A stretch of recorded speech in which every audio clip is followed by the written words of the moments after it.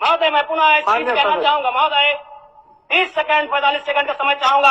आदरणीय परम श्रद्धेय, सीजीएल का मामला अभी भी गर्म है। यदि सरकार को लग रहा है वो सच्चे हैं, तो सांच को आंच क्या करा लीजिए जांच, सांच को आंच क्या करा लीजिए जांच। और अब तब तक बहाना दीजिएगा कि ये विपक्ष की साजिश है।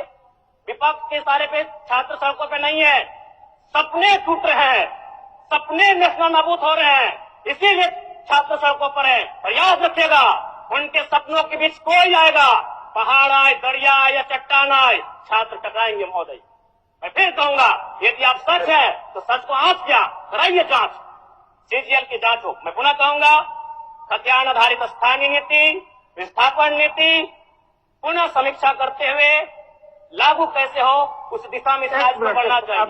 महोदय, यदि वास्तव में मैया सम्मान की राशि 2500 रुपये सम्मान है, तो मैं चाहूंगा हम लोग एक सार्थक दिशा में बढ़िया। महोदय, आज जितने भी माननीय हैं उनको बस की सुविधा दी जाए, जितने भी माननीय हैं अपने घर से ट्रेन की सुविधा से सदन आए, जितने भी माननीय हैं वो अपना टीए भत्ता का त्याग करे, जितने भी माननीय हैं ये जांच हो कि उनके बच्चे सरकारी स्कूल में पढ़ते हैं या गैर सरकारी स्कूल में पढ़ते हैं, निजी स्कूल में पढ़ते हैं, इस विषय का भी जांच हो। अगर उसमें अगर कसौटी में उतरते हैं, हम कहेंगे ये मैया सम्मान योजना है, और नहीं तो इसे केवल और केवल जिस सपने के साथ ये राज्य अलग हुआ था वो सपना कहीं ना कहीं अधूरा होगा। महोदय, 2500 रुपया सम्मान की कसौटी नहीं होगा। सम्मान तभी होता है जब समानता से आता है, समानता है तभी सम्मान है। अगर समानता नहीं है महोदय, तो किस सम्मान की आप बात करते हैं। अध्यक्ष महोदय,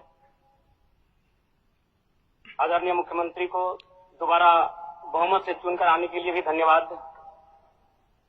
माननीय वित्त मंत्री के द्वारा अनुपूरक बजट, द्वितीय अनुपूरक बजट जो 4,833 करोड़ 39 लाख लाया गया है, जबकि यही सरकार ठीक कुछ दिन पूर्व प्रथम अनुपूरक बजट, माफ कीजिएगा, प्रथम अनुपूरक बजट 4,833 करोड़ 39 लाख का लाया गया था। और आज पुनः द्वितीय अनुपूरक बजट जो कि 11,697 करोड़ 45 लाख की राशि लेकर आए हैं। तो महोदय, जब पूर्व में हमारे पास जो निर्धारित राशि होती है और उन राशि को अगर हम खर्च नहीं कर पाते हैं, तो फिर ऐसे बजट का एक दिशा का होना और राज्य की दिशा का अलग होना, कहीं ना कहीं इस चरितार्थ को हम लोग उदाहरण के रूप में प्रस्तुत करते हैं।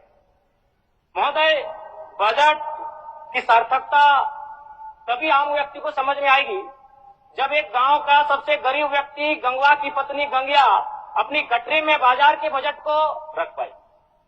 आज तमाम माननीयों ने, हमने भी सोचा था कि पक्ष की तरफ से विषय को रखा जाएगा, विपक्ष वाले तर्क को प्रस्तुत करेंगे, और इसी बीच में एक नया नवेला युवा सीखने का कार्य करूंगा। लेकिन मैक्सिमम समय इन्होंने दिशाहीन मुद्दों पे रखा।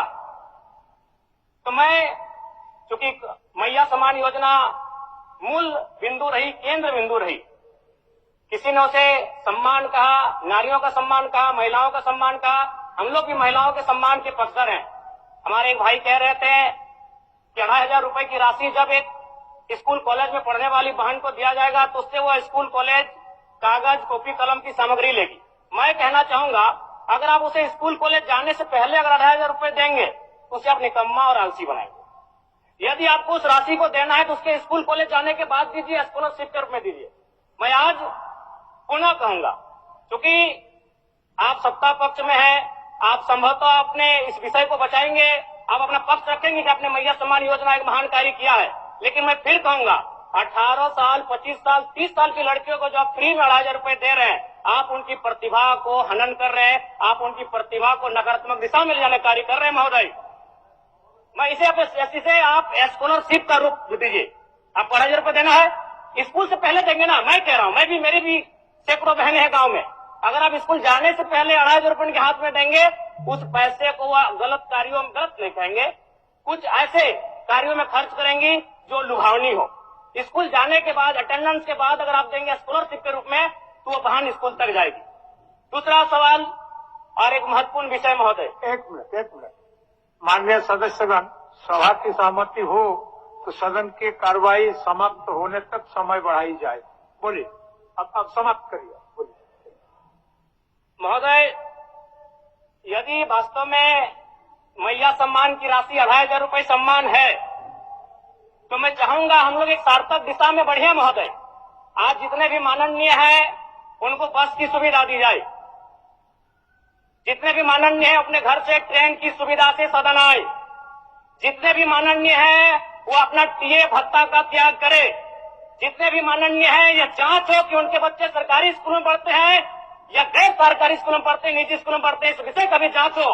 अगर उसमें अगर कसौटी में उतरते हैं, हम कहेंगे ये मैया सम्मान योजना है, और नहीं तो इसे केवल और केवल जिस सपने के साथ ये राज्य अलग हुआ था वो सपना कहीं ना कहीं अधूरा होगा महोदय। 2,500 रुपया सम्मान की कसौटी नहीं होगा।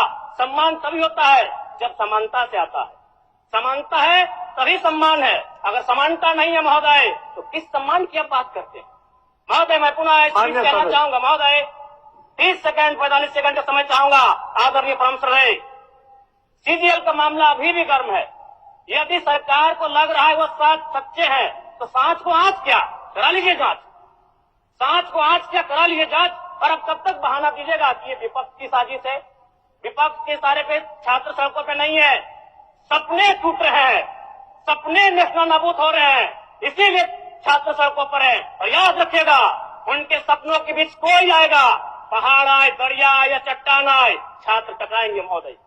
मैं फिर कहूंगा, यदि आप सच है तो सच को आंच क्या कराइए जांच, सीजीएल की जांच हो। मैं पुनः कहूंगा, खतियान आधारित स्थानीय नीति, विस्थापन नीति पुनः समीक्षा करते हुए लागू कैसे हो उस दिशा में राज्य बढ़ना चाहिए। और महत्वपूर्ण विषय महोदय, मैं ये कहना चाहूंगा, हो गया माननीय जयराम कुमार जी, हो गया।